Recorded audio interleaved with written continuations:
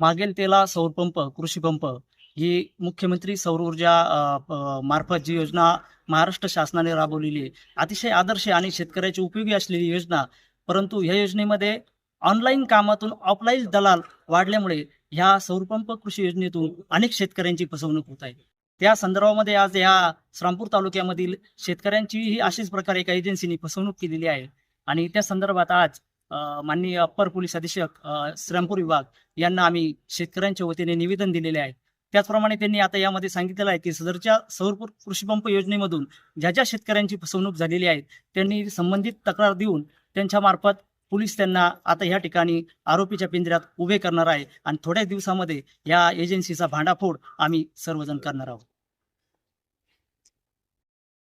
मी चंद्रकांत सोपान पवार, निपाणीवाडी, तालुका श्रामपूर, जिल्हा अहमदनगर.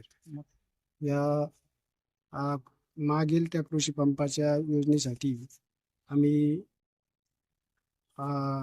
अर्ज दाखल केला होता अशोकनगर येथील राऊत यांच्या सेतू कार्यालयाला आणि मार्फत. आणि त्या आम्हाला त्यावेळेस ते म्हणले होते की बा तुम्ही ही योजना घ्या, चांगली योजना आहे म्हणून. मग आम्ही ते केलं आणि 1 महिन्याच्या आतमध्ये तुम्हाला हे पंप बसून मिळतील.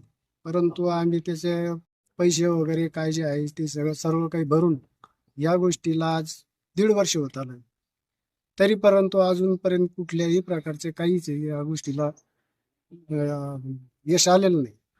तरी आम्ही चक्रा मारून शेवटपर्यंत आज श्रीरामपूर या ठिकाणी अप्पर पोलीस अधिकारी यांच्याशी संपर्क साधून आम्ही आज गुन्हा दाखल करण्याच्या मार्गावर आहे.